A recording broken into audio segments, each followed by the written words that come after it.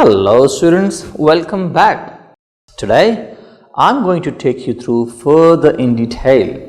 And who remembers what I said yesterday about planning? Well, I should not use the word yesterday here. In the last, I would say, lecture.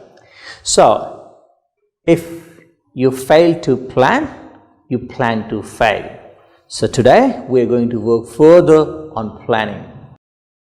Now, in terms of suppliers, what are the different things or aspects we're looking in the planning from suppliers part? Let's have a look today.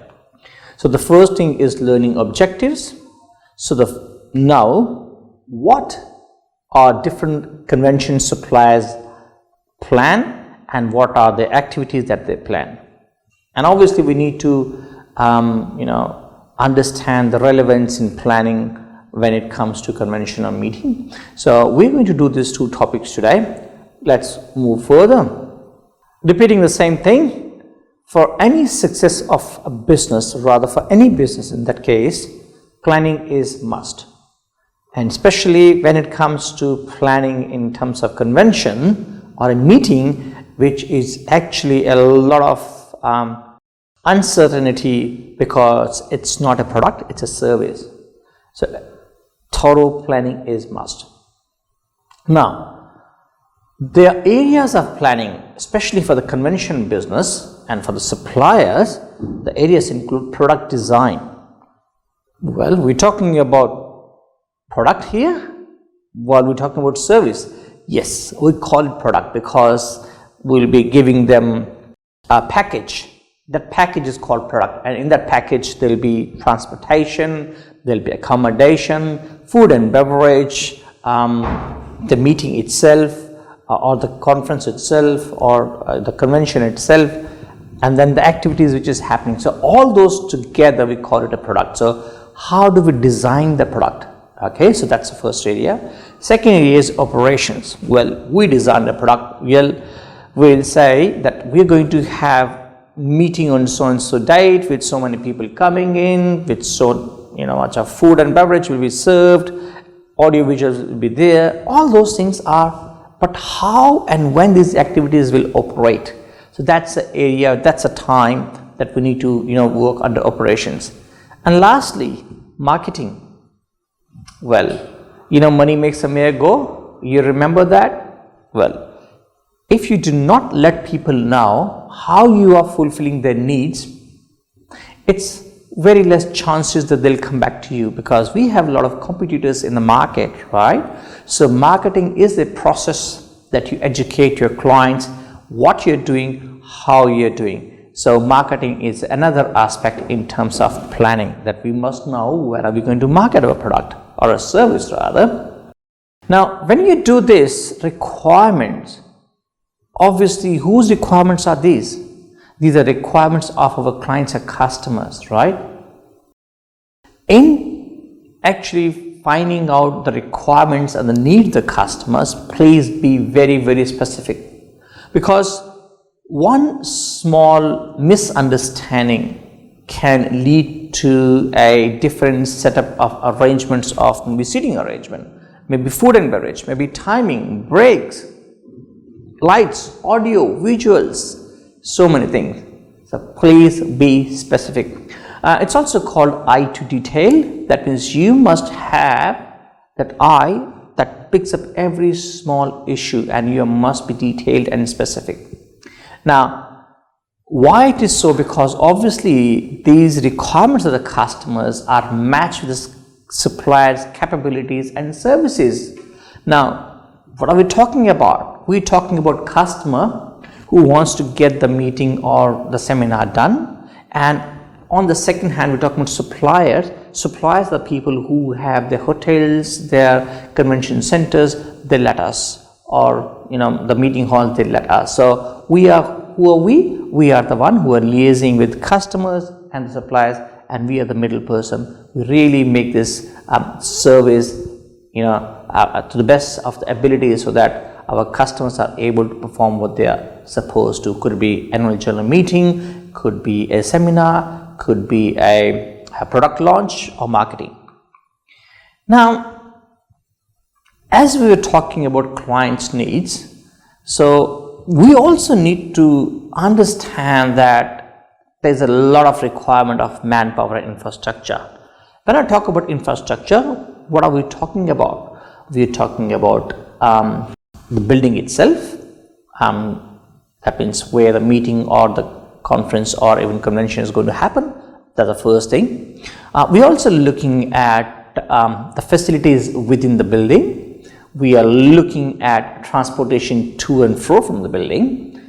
We are looking at audio visuals, AV services, secretary services. We are looking at email, business house. All those things are, do we have all those things as per the requirement of our client or the customer? And then more importantly comes the manpower. Yes, manpower is very, very important because people are going to interact, right? Well, I understand during this COVID situation things have changed, but eventually the human impact remains paramount, especially when we have such a huge function or convention for that matter. The manpower to direct people, crowd controlling, setting up the infrastructure or the different sections, and providing food and beverage and allied services. Now again, let's go back to the customer. So what happens is, once you have your suppliers, so customer says, I want to have a meeting for my 500 of employees. I'm going to give them a training. You need to find accommodation, you need to find a meeting hall, you want to have a food and beverage. You will be picking up from the airport or train station or by road. You will be bringing them over here, or even bus station for that matter, and then you will put them in the so and so accommodation rooms and this and that. Maybe you don't have enough rooms in one hotel. You may have to put in 2 different hotels or 3 different hotels with availability for 500 people, right? And then, okay, fair enough. How will they go from hotel to the convention or the meeting hall? Which meeting hall we're selecting? What times are the breaks? What times is the food and snacks? And then how then we do some activities or entertainment if they want to go somewhere. So all those things, it costs a lot of time and planning, isn't it? Now, what if there are some alterations? Now, the chief guests were supposed to coming maybe half a day. They're not in the very first half of the day. So if you actually have made a schedule with the dates and the names and who's who, what is it doing, you change it again. Or you have to replace a person A with person B, or 50 people are actually coming early one day, isn't it? Or now we have to divide into 2 different groups, isn't it? So this can happen, right? Things may change. So when things change, it's a duty of our duty to make sure we work with them, with our clients, to give them what they require. So that again takes a lot of efforts, energies, arrangements, because you may have ordered food for 500 people, but only there are 450 people. So we don't want to waste food for 50 people and pay money for that, isn't it? So on and so forth. Or there may be some improvements. Maybe out of those 500 people, 200 people actually are vegetarian and 50 are vegans. I did not know this information early.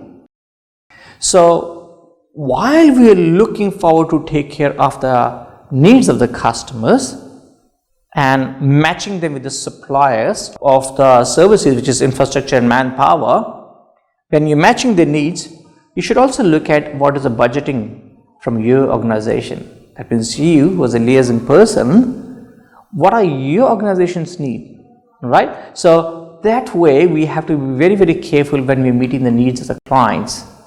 Now let's go ahead and do one more step further, that we already got these people over here. Now we have to look at seating arrangement. Now when there are people who want to have smaller meeting, bigger meeting, conventions, obviously different seating arrangements will be required, right? Now it all depends on what types of meetings it is, and that's why the seating arrangement will be changed, right? Now, there are layouts. I'll explain you about layers too. That means how should the participants sit? Are they just listening, or they are taking notes, or they are having interaction? Now, do you know when there is a road show, how does a road show happen?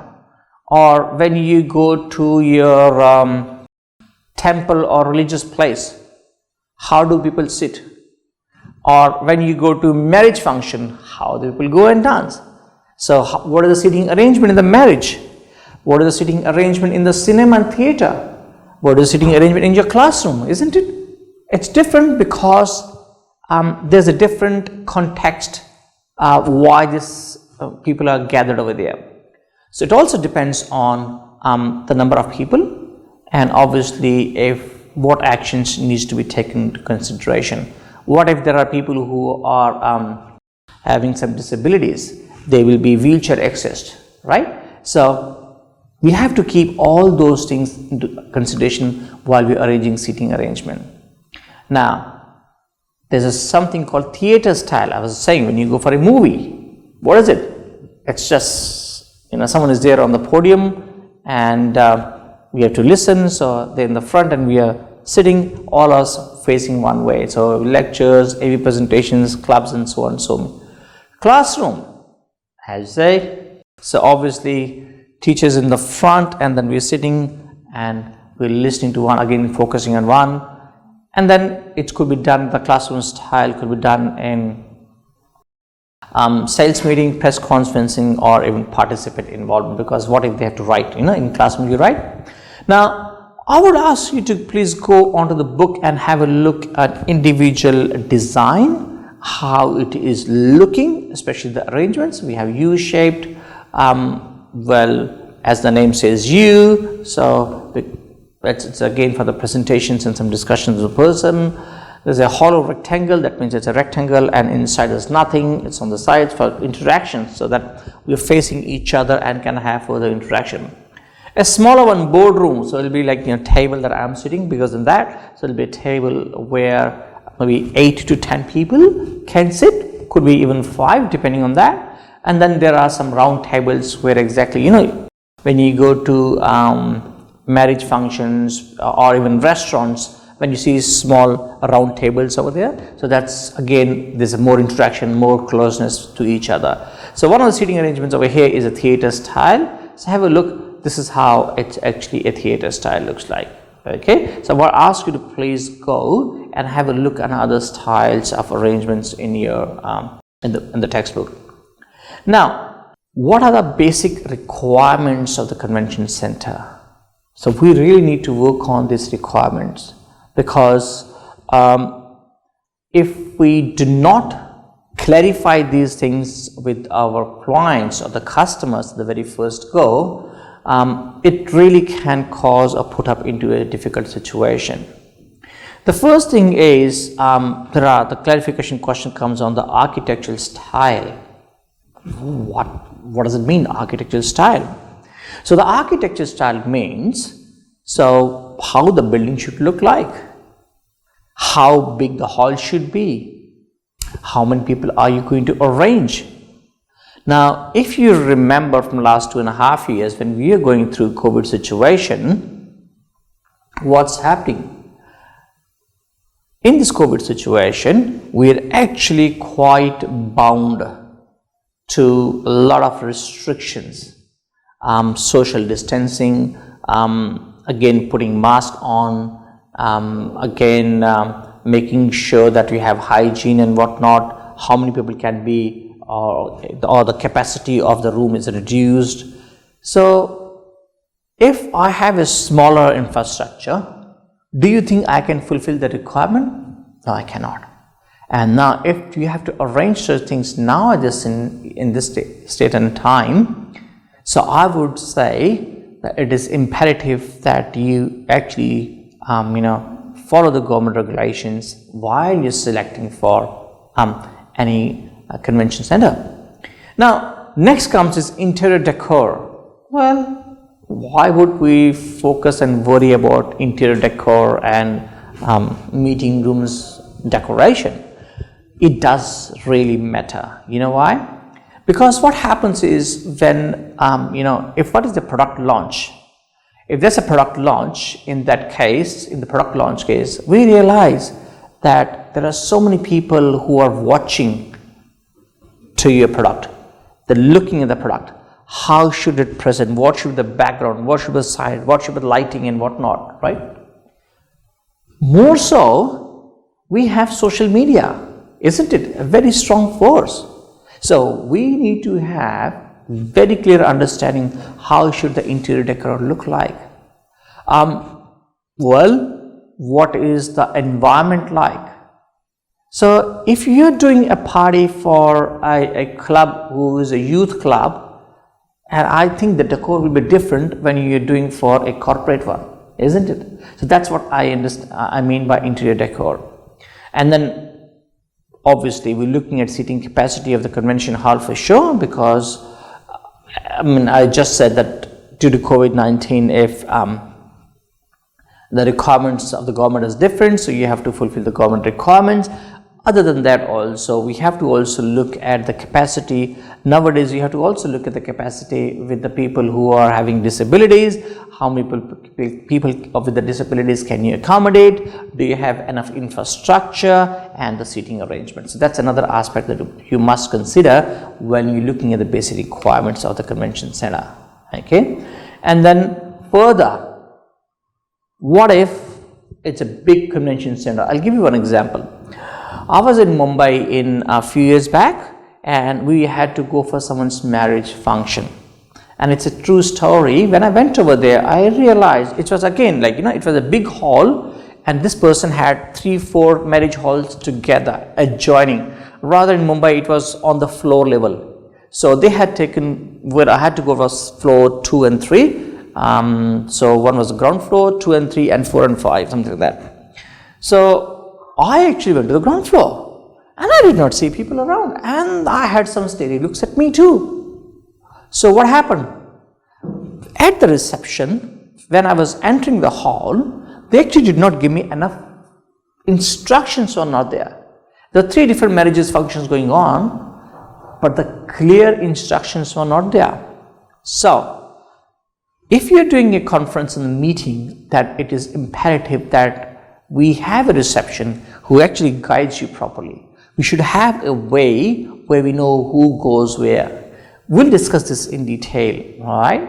Now, if there are 2 or 3 meetings going on, then you must have a committee and subcommittee who will actually be taking care of who's taking care of each meeting, right? So one committee is there, then there's subcommittees. We'll come and discuss on committees too. And we have already discussed in brief, but we'll go in detail further. Now, again, audio visual aids. Why do we need AV? We need AV because it really makes our life easier not to yell, especially in the theater style, and we have audio visuals. People can see you very clearly.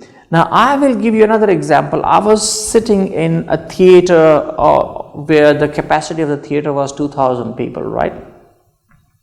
So it was it was an auditorium. I was sitting in an auditorium with the capacity of 2,000. And I still remember I was way too far from the podium. I was in last seats, and I could see very small size of the person who was on the stage. I could hear him because audio was there, but then they realized that they did not drop down the projectors. Then they put it down, and we could see very close, and I could say, okay, what is he saying? I could understand and see the facial expressions too. I could not see the facial expressions unless they dropped down the PowerPoint projectors frames, I believe. Yeah. Now, next thing is, this is where we have to take a decision. What type of audio visuals to be installed, what function it is, what context it is. Is it a general meeting? Is it a students meeting? It is a official discussion going on, or it's a hands-on training. And then next come is how much display is provided. Obviously, most of these meetings, they also have sponsors and they want their name to be displayed over there. So that's another part which will be considered.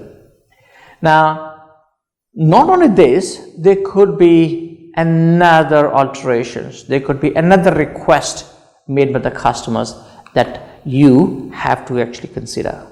All right. And then comes is planning the activities like negotiations. You know, customer will say anything and everything and try to get within the same money.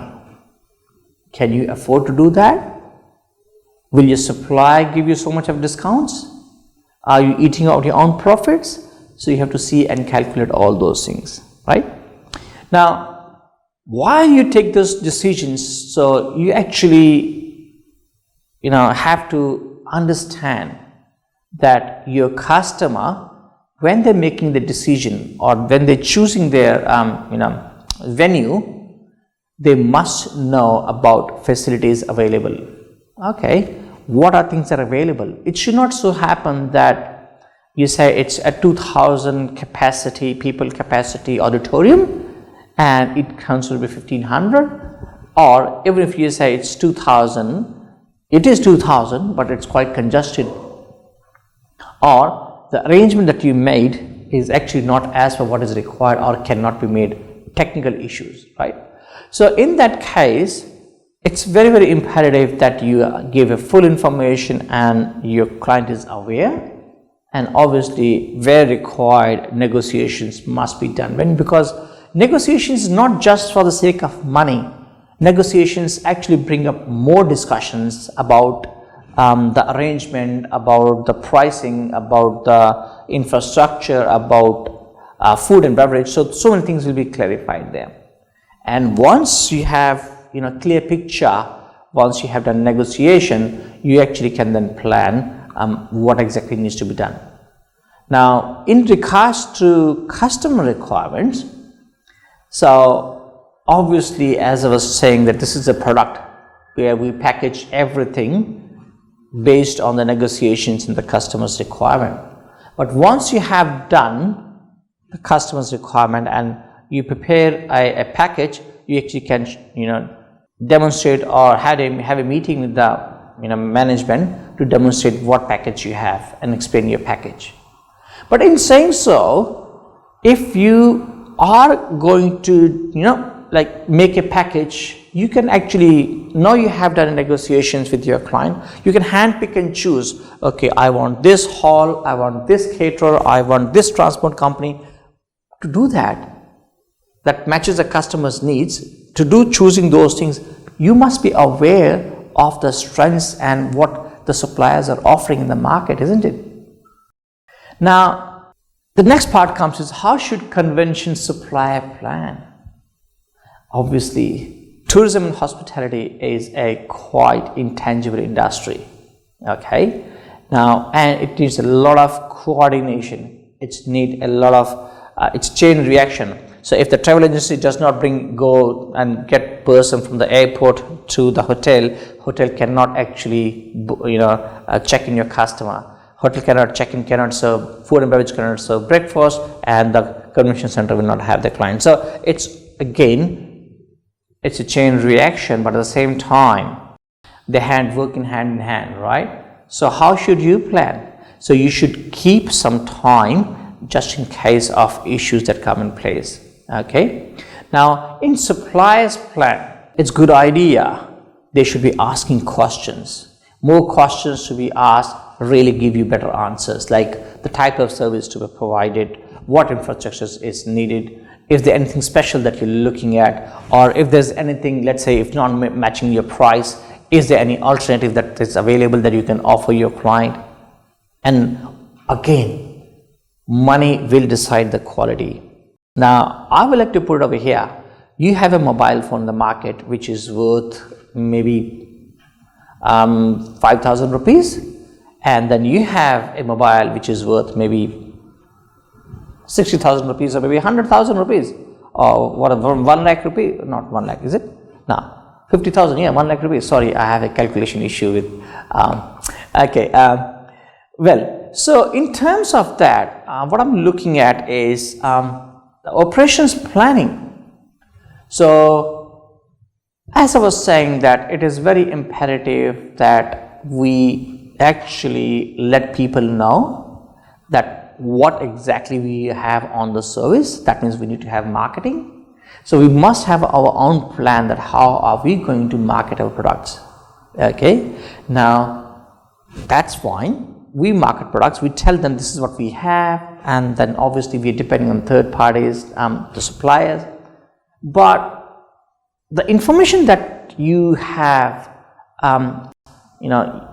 planned with your customers, and then they have their delegates, then you must actually pass this information. You should have a system how the information will be passed before the event, during the event, after the event.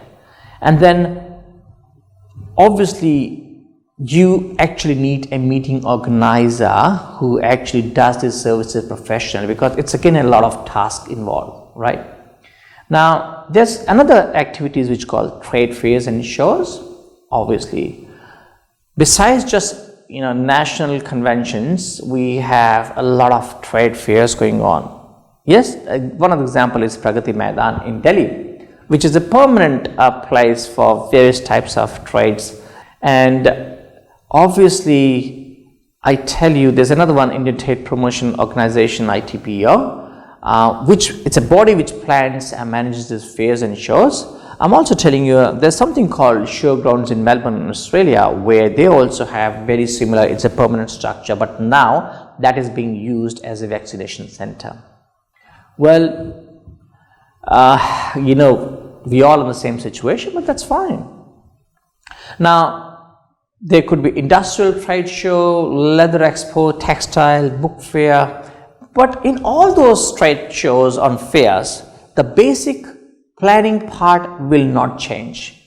This part will actually be the same, but I tell you, the previous show, industrial trade show, expo, fair, these are mega conventions or events, and these events actually take a lead time of 2 to 5 years.